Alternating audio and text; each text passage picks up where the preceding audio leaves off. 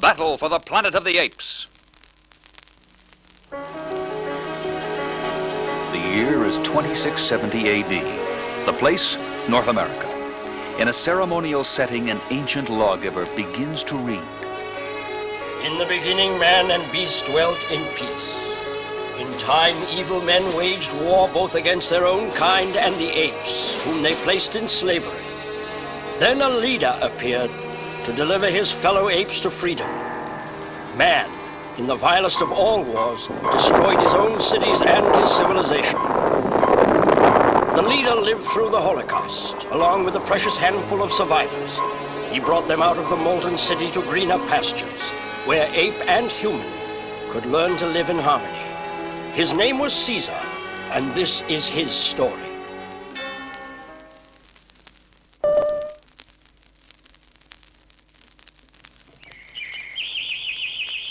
Caesar, in a few short years, you have carved a paradise out of the wilderness. Paradise? That would mean happiness for all, would it not? McDonald has ape privileges, but there's no equality for us. Maybe you're not old enough to remember how humans used to treat the apes. I sense restlessness and discontent among the humans, and the gorillas have no liking for peace and order. Look out, Caesar! Hail, mighty Caesar! General Aldo may be riding for a fall. Before he causes Ape City to fall, I hope. Aldo and his followers do pose a problem. Ah, Lisa, dear. McDonald will be having lunch with us. Well, he knows he is always welcome. Aldo misses the excitement of the old days when we were fighting for our freedom. But how does one control a 400-pound gorilla? You have the power. The gorillas are armed with swords. Your armory contains real weapons. No! No! You think the unthinkable. You know our primal commandment? Ape shall not kill ape. I know. Does Aldo?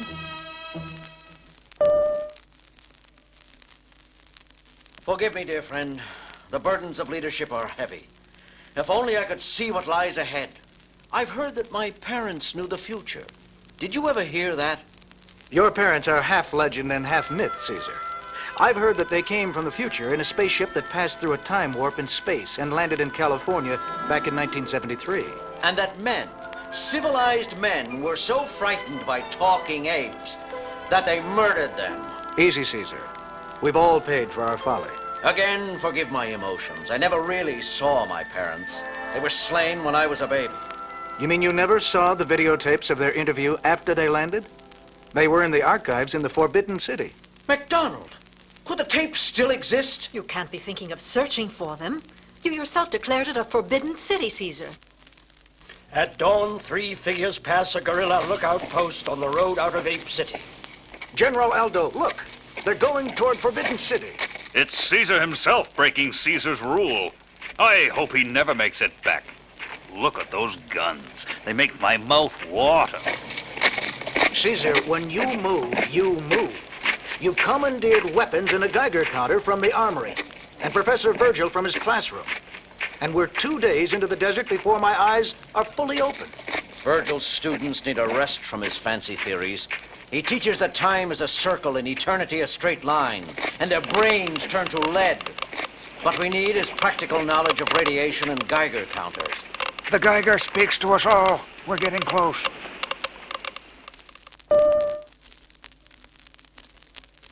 From a rise, the travelers gazed transfixed at a city crumpled and melted by an inferno into a glassy slag heap. Lord! Unbelievable and almost beautiful. If death is beautiful. Find your subterranean vault quickly, McDonald. This radiation is deadly. Hurry, tell Colt. It's like a catacomb. But it's cleaner. We have time to look. Governor Kelp, intruders! Ah, there they are. The scanning device still operative. So, Mendez, you thought me mad to maintain wartime vigilance. 3 lost strangers don't make a war. You don't recognize the chimp? That's Caesar, the leader of the blasted ape insurrection. He's come back to finish the job. But I'll finish him. Battle stations! Battle stations! Seize invaders in archive section! I think we've found it. Is that my mother? You look like her. We saw the gorillas' war from space. We saw a blinding white light. The Earth's surface began to melt. The date meter in our spaceship read 3950. Destruction of our planet. That is our future. How dare you theorize about eternity? That is only one future. Time is like a many-lane highway from the past to the future. A car in lane A may crash while a car in lane B travels on. It follows that you can switch lanes and survive. Find the correct lane, Caesar, and lead your civilization to safety. Switch lanes? That makes the burden of leadership unbearable. Surrender or die! Caesar explodes out of despair and into decisive action. Out the other way! Observe the difference between philosopher and born leader. The latter switches lanes by reflex. This way! Through here! They got away. How? They were too strong for us. They were healthy. Send out trackers. Find their headquarters. Mobilize for total war.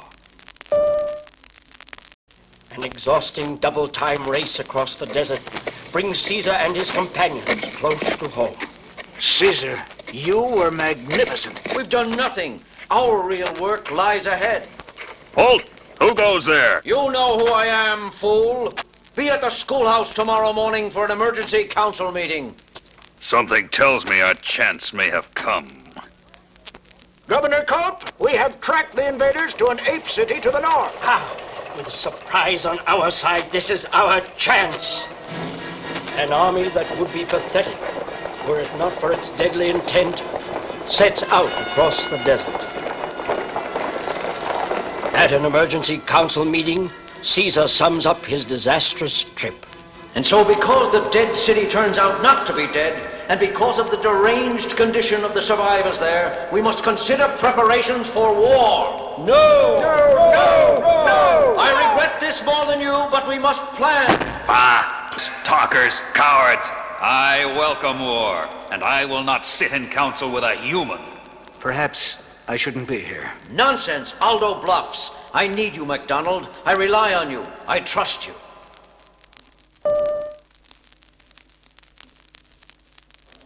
Through the long day and into the night, Caesar and his council draw up plans. We must erect barricades, stock food in the center of the city, create a militia, and most important, set up plans for the quick distribution of arms from the armory While General Aldo sets his own plans in action. Group A, you know what to do. The rest of you, on to the armory. And Culp's army reaches the outskirts of Ape City. Look at that food. Why haven't we been scavenging all these years? Caesar! Aldo has looted the armory and has rounded up all the humans and imprisoned them in the stockade. He dared? Well, we worked through the night. Caesar, a strange army is encamped in the orchards. They have shot the guerrilla outpost. My faulty leadership. I underestimated Aldo's recklessness and Culp's madness. Barricade the street. Perhaps Aldo can hold the mutants long enough for us to organize. I must free my people. They'll be slaughtered penned up.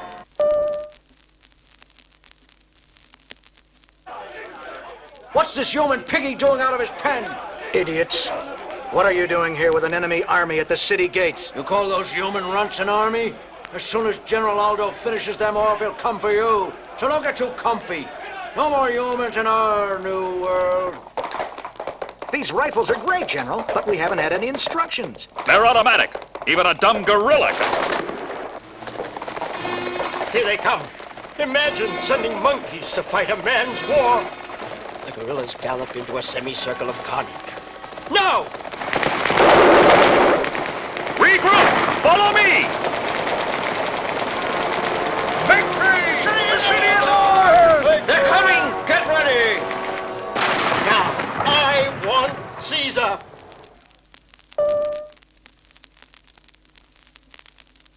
Culp possesses the one major weapon of the battle, and it opens the city like a can opener. Can this be Caesar? Remember this? Does it remind you of the good old days when apes knew who their masters were? The wrong words. Charging from the rear, Aldo and his troops cut down the panicked invaders to the last mutant, Culp. I claim victory and full command. Now for the other human swine in the stockade. No! You say no? You sniveling talker, you say no to Aldo? Aldo, respect. Respect me! Ape shall not kill ape! Too late. You should have told me sooner. But it didn't hurt a bit. Shall we try again?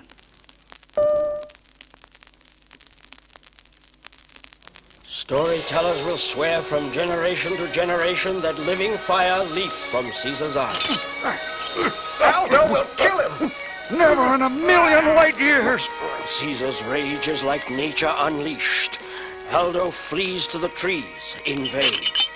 In the dead silence, the branches snap like pistol shots, and the gorilla lands like a boulder that has never known life. The lane you had to choose, Caesar. Caesar, forgive me for saying this. Do not release us if it's going to be the same as it's always been. If we humans can't come out as equals, to work and live alongside you in our own way, together, then we'd just as soon stay penned up. I never considered anything else, at least not since I fell out of the tree. We need one another if there's to be a future for this planet. We must watch together for whatever evil might come crawling out of the haunted, forbidden cities of our world. The lawgiver finishes his narrative. Twilight rests softly on the rapt faces of his young listeners. And so we have lived together now for generations, men and apes as equals, watchfully guarding our future. Lawgiver, does anyone really know the future? Perhaps only the dead, child. Is it the evening dew glistening in Caesar's stone eye?